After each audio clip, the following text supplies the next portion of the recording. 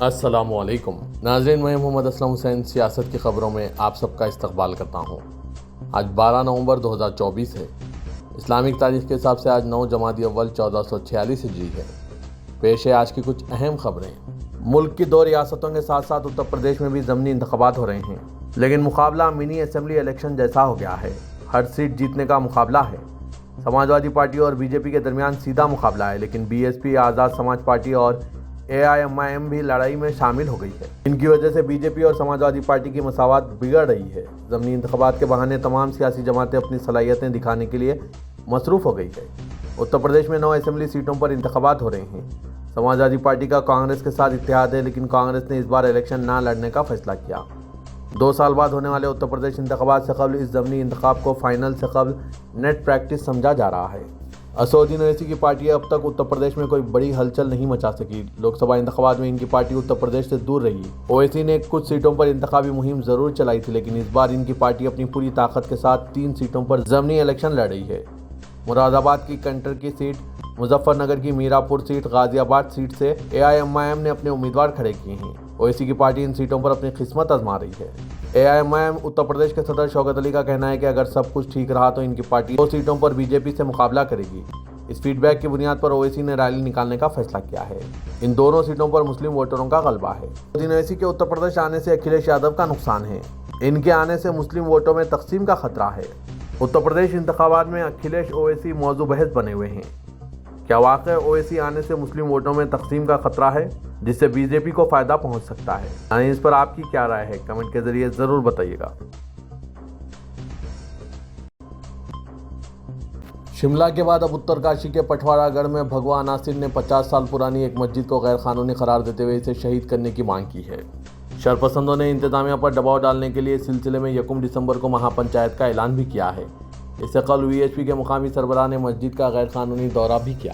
اس شرانگیزی سے مقامی مسلمانوں میں فکر مندی پھیل گئی ہے اور انہوں نے پولیس سے علاقے میں امن و امان کو برقرار رکھنے کے لیے ہر ممکن اقدام کی اپیل کی۔ پٹھوارا گڑھ مسجد کے خلاف بھگوا عناصر کی شرانگیزی کی وجہ سے علاقے میں امن و امان کی فضا کو لاحق خطرات کے پیش نظر مسلمانوں نے ضلعی مجسٹریٹ مہربان سنگھ اور superintendent of police Amit Srivastava کو میمورنڈم پیش کیا ہے اور مانگ کی ہے کہ وہ ان ہندوتوا عناصر کے خلاف کارروائی کریں جو فرقہ وارانہ ماحول کو خراب کرنے کی کوشش کر رہے ہیں۔ وفد میں شامل حلیم بیگ نے بتایا کہ مسجد کے قانونی ہونے کے تمام ثبوت موجود ہیں جو کسی بھی موقع پر پیش کیے جا سکتے ہیں۔ انہوں نے بتایا کہ کچھ ہندو تنظیموں کے لیڈر مسجد کے خلاف جھوٹ پھیلا رہے ہیں اور کہہ رہے ہیں کہ مسجد میں غیر قانونی سرگرمیاں ہوتی ہے۔ ہم نے ان کے خلاف کارروائی کی مانگ کی ہے۔ واضح کہ اس مسجد کے خلاف شرانگیزی کو وزیر اعلیٰ پشکر سنگھ دھامی کی بھی تائید حاصل ہے۔ انہوں نے ضلع انتظامیہ کو مسجد کے دستاویزات پر نظر ثانی کی ہدایت دی ہے۔ واضح کہ ملک کے کئی ریاستوں میں، خاص کر بھارتیہ جنتا پارٹی حکمرانی والی ریاستوں میں مسجدوں کے خلاف کریک ڈاؤن چل رہا ہے۔ مسلمانوں کی عبادت گاہ کو تباہ و برباد کرنا چاہتے ہیں۔ اس کی خاص وجہ کیا ہے؟ ناظرین، اس پر آپ کی کیا رائے ہے؟ کمنٹ کے ذریعے ضرور بتائیے گا۔ مہاراشٹر کے لاتور میں اپنے بھائی دھیرج دیشمکھ کی انتخابی مہم سے خطاب کرتے ہوئے بالی ووڈ اداکار ریتیش دیشمکھ نے مذہب کے نام پر ووٹ مانگنے والوں کو آڑے ہاتھوں لیا ہے۔ انہوں نے کہا کہ جو لوگ یہ کہتے ہیں کہ مذہب خطرے میں ہے، اصل میں ان کی پارٹی خطرے میں ہے اور وہ اسے اور خود کو بچانے کے لیے ووٹ مانگ رہے ہیں۔ ہاؤس فل فلم کے اداکار نے عوام کو مشورہ دیا کہ ایسے لوگوں کو جواب دیں کہ ہم اپنے مذہب کی حفاظت خود کر لیں گے، آپ ترقیاتی کاموں پر سوالوں کے جواب دو۔ واضح کہ ریتیش دیشمکھ آنجہانی وزیر اعلیٰ ولاس راؤ دیشمکھ کے فرزند ہیں۔ مغربی اتر پردیش کی میران پور اسمبلی حلقے میں ضمنی الیکشن میں سماجوادی پارٹی کی امیدوار سمبل رانا کی انتخابی مہم سے خطاب کرتے ہوئے رکن پارلیمنٹ اقرا حسن نے یوگی آدتیہ ناتھ کے بٹیں گے تو کٹیں گے کے نعرے کا جواب دیتے ہوئے کہا ہے کہ بانٹنے والے بھی وہی ہے اور کاٹنے والے بھی وہی ہیں۔ نوجوان لیڈر نے کہا کہ یہ صرف نفرت پھیلانے کی باتیں ہیں، جبکہ ہم جوڑنے اور محبت کی بات کرتے ہیں۔ بہراج فساد کے ملزم بنائے گئے 23 فساد متاثرین کے مکان اور دکانوں پر بلڈوزر کارروائی پر الہ آباد ہائی کورٹ کی روک مزید چند دنوں کے لیے رک گئی ہے۔ الہ آباد ہائی کورٹ نے اس معاملے پر سنوائی کرتے ہوئے کارروائی 18 نومبر تک ملتوی کر دی اور تب تک اپنے سابقہ حکم امتناعی کو نافذ رکھنے کا اعلان کیا ہے۔ اس بیچ اتر پردیش پولیس گرفتاریوں میں سرگرم ہو گئی ہے۔ گزشتہ شام اقلیتی فرقے کے مزید 6 افراد کو گرفتار کر لیا گیا۔ कांग्रेस सदर मल्लिकार्जुन खड़गे ने झारखंड की इंतखाबी मुहिम से खिताब करते हुए योगी आदित्यनाथ के हवाले से दो टोक अंदाज में कहा है कि जाफरानी लिबास वाले समाज को तकसीम कर रहे हैं। इनके इस तबसरे पर उत्तर प्रदेश की सियासत में हलचल मच गई है। बीजेपी और इसकी हमनवा जमातों ने खड़गे के बयान को सनातन धर्म की तौहीन करार देते हुए इनसे माफ़ी का मुतालबा किया।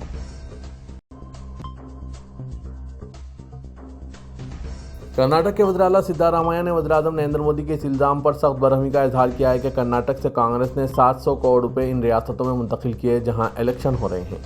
मोदी ने कांग्रेस के इख्तियार वाली रियासतों को पार्टी का ATM करार दिया है। सिद्धारामैया ने इसे सरेही झूठ करार देते हुए वज़ीर-ए-आज़म नरेंद्र मोदी पर सबसे बड़े झूठे होने का इल्ज़ाम आयद किया। इसके साथ ही उन्होंने मोदी को चैलेंज किया है कि वो इल्ज़ामात को साबित करें या फिर अपने ओहदे से इस्तीफा दें।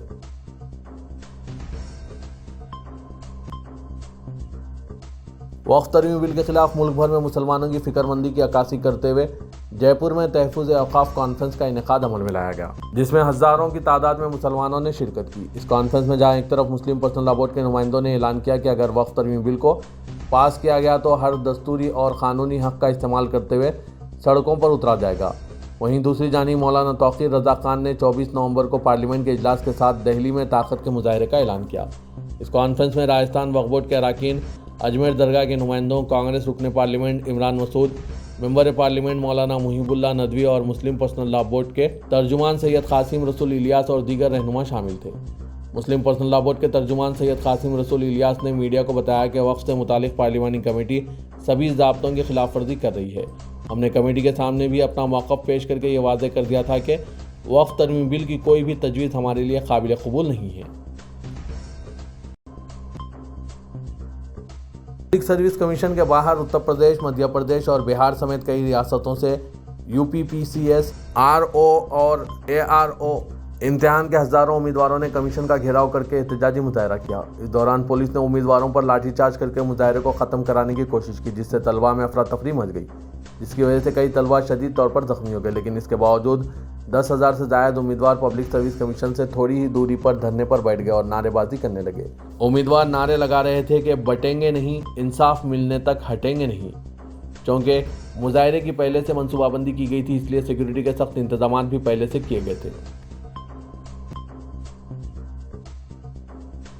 मुंबई अहमदाबाद कर्नावती ट्रेन में बम धमाके की साजिश रचने के इल्ज़ामात से 3 मुसलमानों को अहमदाबाद की सेशन अदालत ने नाकाफी सबूत व शवाहिद की बुनियाद पर बरी कर दिया। अहमदाबाद सेशन अदालत ने मुल्ज़िमीन मोहम्मद आमिर शकील, सैयद आकिफ ज़फ़रुद्दीन और असलम कश्मीरी को 18 साल पुराने मुकदमे से अदालत ने बरी कर दिया। मुल्ज़िमीन मोहम्मद आमिर शकील, सैयद आकिफ ज़फ़रुद्दीन को जमात उलमा महाराष्ट्र अरशद मदनी कानूनी इमदाद कमेटी की जानिब से कानूनी इमदाद फराहम की गई थी। एडवोकेट DD पठान ने मुल्ज़िमीन की पैरवी की। 18 फरवरी 2006 को कर्नावती ट्रेन में उस वक्त बम धमाका हुआ था जब ट्रेन प्लेटफॉर्म नंबर 2 और 3 पर आकर रुकी थी।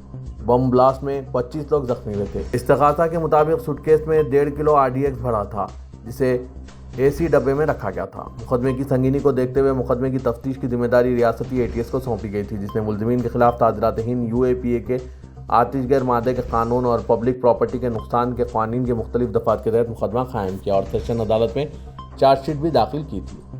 एडवोकेट DD पठान ने अदालत को बताया कि इस्तग़ासा ने मुल्ज़िमीन के खिलाफ कर्नावती ट्रेन में बम धमाका करने की साजिश के तहत एक दूसरा मुकदमा भी बनाया था, लेकिन इस मुकदमे में भी इस्तग़ासा मुल्ज़िमीन के खिलाफ इल्ज़ामात साबित नहीं कर सकी, जिसके बाद अहमदाबाद सेशन अदालत ने मुल्ज़िमीन को बरी कर दिया था। एडवोकेट पठान ने अदालत को बताया कि इस मुकदमे में पुलिस ने इन लोगों को गिरफ्तार किया है जो हादसे के वक्त अहमदाबाद में थे ही नहीं, बल्कि वो मुंबई की आर्थर रोड जेल में कैद थे। पुलिस ने असल मुजरिमीन को पकड़ने के बजाय बेकसूर मुल्ज़िमीन को गिरफ्तार किया था, जिसे आखिरकार 18 साल बाद मुल्ज़िमीन को बरी कर दिया गया है। महाराष्ट्र के बीजेपी लीडर देवेंद्र फडणवीस ने सदर मजलिस और रुकन पार्लियामेंट हैदराबाद असदुद्दीन ओवैसी को रजाकारों के वारिस करार दिया। एक दिन कबल रुकन पार्लियामेंट हैदराबाद ने महाराष्ट्र के डिप्टी चीफ मिनिस्टर पर तंज करते हुए कहा था कि हमारे आबा व अजदाद ने अंग्रेज़ों के खिलाफ जिहाद किया, जबकि आपके आबा व अजदाद इन्हें मोहब्बत नामे तहरीर कर रहे थे। बीजेपी लीडर ने नागपुर में कहा कि ये लोग रजाकारों के वारिस हैं। रजाकारों ने मराठवाड़ा के अवाम को टॉर्चर किया, इनकी ज़मीनात लूटी, ख़वातीन के साथ बदतमीज़ी की और ख़ानदानों को तबाह किया। वो हमसे कैसे बात कर सकते हैं?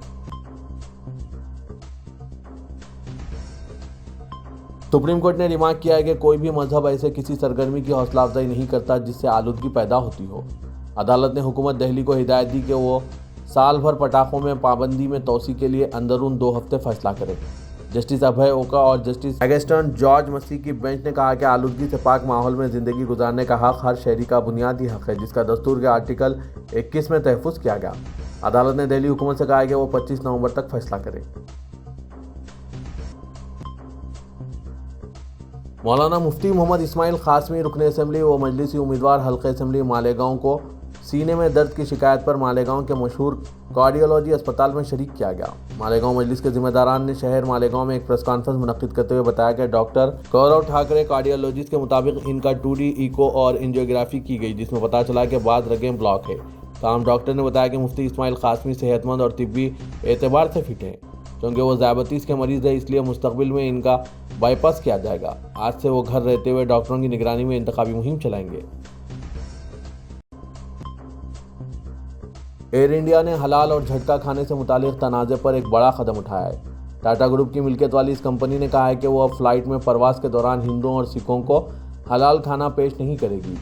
ساتھ ہی مسلم میل کو اب اسپیشل میل کے نام سے جانا جائے گا۔ اسپیشل میل کا مطلب حلال سرٹیفائڈ کھانا ہوگا۔ قابل ذکر ہے کہ کچھ وقت پہلے فلائٹ میں کھانے کا نام مسلم میل ہونے کی وجہ سے تنازع پیدا ہو گیا تھا۔ اب ایئر لائن نے واضح کیا ہے کہ مسلم میل اسٹیکر کے ساتھ لیبل کیے گئے پیشگی بکنگ کیے گئے کھانے کو اسپیشل میل بنا جائے گا۔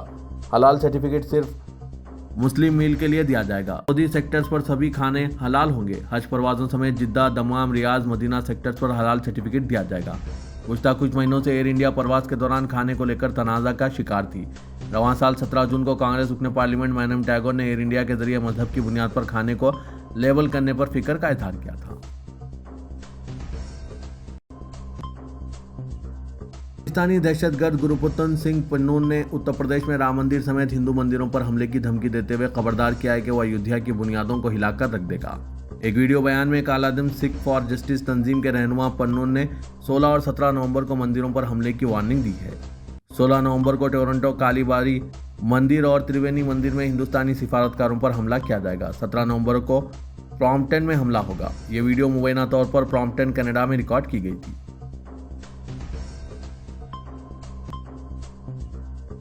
RSS نے ریاست تلنگانہ میں اپنی سرگرمیوں میں شدت پیدا کر دی ہے۔ نظام آباد میں RSS نے کیمپ منعقد کیا، جس میں سماج کے مختلف طبقات سے تعلق رکھنے والے افراد نے شرکت کی۔ 3 علیحدہ مقامات سے RSS کارکن جلوس کی شکل میں شیواجی نگر کے ITI گراؤنڈ پہنچے۔ RSS کے ریاستی پرچارک کے پربھو کمار نے ہندو سماج کو 4M سے چوکس رہنے کا مشورہ دیا اور کہا کہ ملک کی ترقی اور عالمی سطح پر ہندوستان کو جگت گرو کا مقام دلانے میں یہ رکاوٹ ہے۔ یہ 4M دراصل مائنورٹیز، مشنریز، کلچرل مارکسسٹ اور مارکیٹنگ فورس ہیں۔ انہوں نے کہا کہ RSS کارکنوں کو سماج کی بھلائی کے لیے کام کرنا ہوگا تاکہ ہندوستان دنیا کی قیادت کر سکے۔ انہوں نے کہا کہ سابق میں غیر ملکی ہندوستان پر حکمرانی کر چکے ہیں۔ سماج کو کمزور کرنے والی طاقتوں سے چوکس رہنے کی ضرورت ہے۔ واضح ہے کہ RSS نے تلنگانہ کے کئی اضلاع میں اپنے کیمپس کے انعقاد کا آغاز کر دیا ہے۔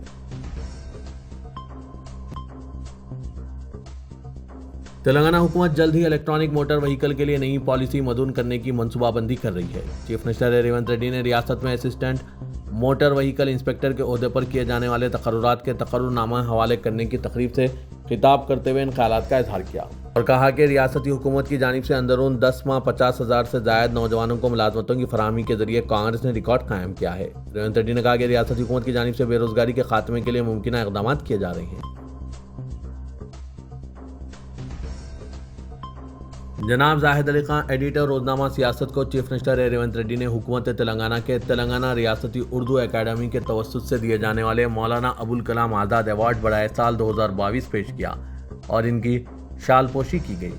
حکومت تلنگانہ کے محکمہ اقلیتی بہبود کی جانب سے منعقدہ یوم تعلیم و یوم اقلیتی بہبود کے موقع پر مولانا ابوالکلام آزاد ایوارڈ برائے سال 2019 سابق وزیر قانون سید آصف پاشا کو ان کی علمی خدمات کے اعتراف میں دیا گیا، جبکہ سال 2020 کا ایوارڈ غلام یزدانی ایڈوکیٹ کو فروغ اردو کے لیے پیش کیا گیا۔ 2021 کا ایوارڈ محترمہ لکشمی دیوی راج کو ان کی ثقافتی خدمات کے عوض پیش کیا گیا۔ سال 2022 کا ابوالکلام آزاد ایوارڈ جناب زاہد علی خان، ایڈیٹر روزنامہ سیاست کو ان کی ملی صحافتی اور اردو کی خدمت کے عوض پیش کیا گیا۔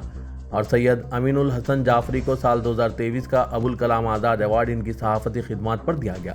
اس ایوارڈ تقریب میں ریاستی وزیر ٹرانسپورٹ و انچارج وزیر شہر حیدرآباد پونم پربھاکر، رکن راجیہ سبھا انل کمار یادو، ارکان قانون ساز کونسل جناب عامر علی خان، مرزا رحمت بیگ، صدر نشین تلنگانہ ریاستی وقف بورڈ سید عظمت اللہ حسینی اور دوسرے موجود تھے۔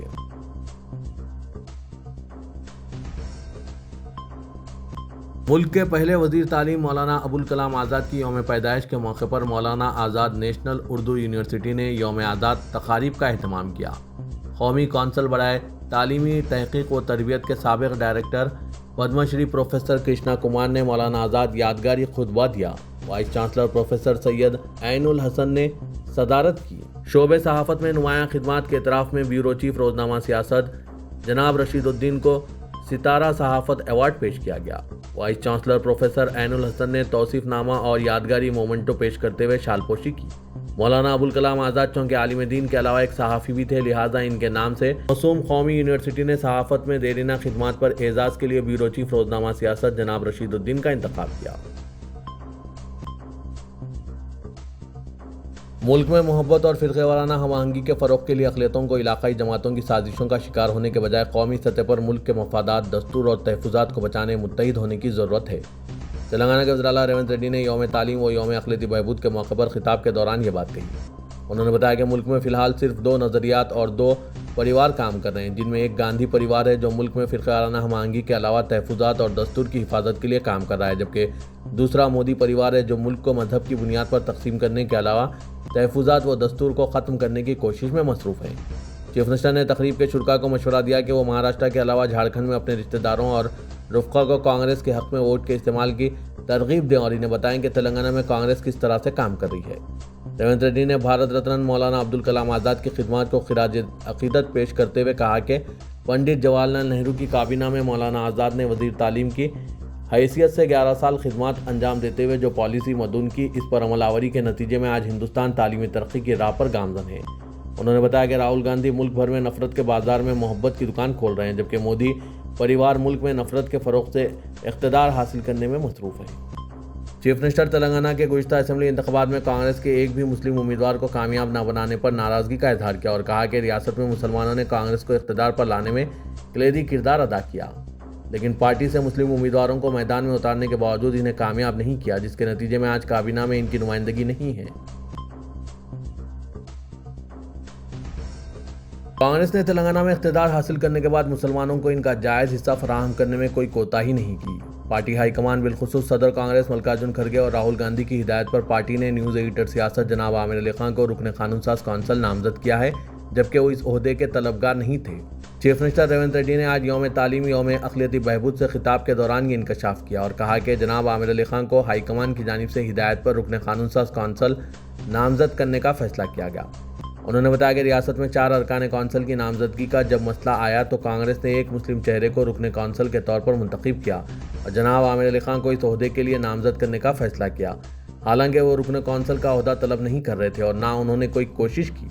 ریونت ریڈی تلنگانہ میں کانگریس کا ایک بھی مسلم رکن اسمبلی منتخب نہ ہونے پر افسوس کا اظہار کیا اور کہا کہ وہ اس سے ناراض ہیں کہ پارٹی سے ٹکٹ دیے جانے کے باوجود ایک بھی مسلمان کو ووٹرز نے کامیاب نہیں کیا۔ اس کے باوجود کانگریس مسلمانوں کی نمائندگی کو بہتر بنانے اقدامات میں مصروف ہے۔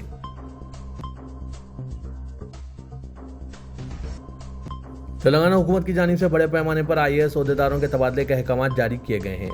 چیف سیکرٹری شانتی کماری نے اس ضمن میں سرکاری احکامات جاری کیے ہیں۔ سرکاری حکم نامے کے مطابق سمیتا سبروال رکن secretary Telangana state finance commission کا تبادلہ کر کے انہیں سیکرٹری محکمہ امور نوجوانان و سیاحت مقرر کیا گیا۔ اس عہدے پر فائز این سریدھر کو مکمل اضافی چارج سے سبکدوش کر دیا گیا۔ سمیتا سبروال کو رکن secretary Telangana state finance commission و ڈائریکٹر محکمہ آرکیولوجی کا مکمل اضافی چارج بھی دیا گیا ہے۔ ڈی سریدھر کمشنر ایکسائز کا تبادلہ کر کے انہیں سیکرٹری محکمہ BC ویلفیئر مقرر کیا۔ حیدرآباد سٹی پولیس کی جانب سے تحدیدات عائد کی گئی ہیں۔ کمشنر آفس سے جاری کردہ پریس نوٹ کے مطابق 11 نومبر سے آئندہ احکامات تک سیکریٹریٹ کے آس پاس 5 یا 5 سے زائد افراد کے جمع ہونے کے علاوہ جلسے، جلوس، دھرنا اور ریلیوں پر امتناع کیا گیا ہے۔ کمشنر پولیس حیدرآباد CV آنند نے اس سلسلے میں BNS کی دفعہ 163 کے تحت احکامات جاری کیے۔ تلنگانہ سیکریٹریٹ کے 500 میٹر کے دائرے میں یہ احکام نافذ رہیں گے۔ پولیس کے مطابق پرامن دھرنے اور احتجاج کی اجازت صرف اندرا پارک دھرنا چوک پر رہے گی۔ حیدرآباد اور سکندرآباد میں کہیں بھی اس طرح کے پروگراموں کی اجازت نہیں رہے گی۔ احکامات کی خلاف ورزی کرنے والوں کے خلاف قانونی کارروائی کا انتباہ دیا گیا۔ حلقہ اسمبلی نامپلی میں کانگریس لیڈر و انچارج نامپلی محمد فیروز خان نے ملے پلی کے علاقے افضل ساگر مانگواڑوں کی بستی میں گھر گھر پہنچ کر عوام میں حکومت کی جانب سے کاسٹ سروے سے متعلق شعور بیدار کرنے کی کوشش کی اور ساتھ ہی تفصیلات فراہم کرنے کے لیے ان میں جو ڈر موجود ہے اسے بھگاتے ہوئے سروے کے لیے آنے والے عہدیداروں کے ساتھ تعاون کی خواہش کی۔ فیروز خان کے ہمراہ کانگریس ورکرز اور پولیس کی بھاری جمعیت موجود تھی۔ واضح ہے کہ گزشتہ مہینے فیروز خان کی جانب سے حلقہ اسمبلی نامپلی میں جاری ترقیاتی کاموں کے معائنے کے دوران مقامی MLA اور ان کے حامیوں نے حملہ کیا تھا اور وہ کشیدگی اب بھی برقرار ہے، جس کی وجہ سے پولیس ان کے ساتھ موجود تھی۔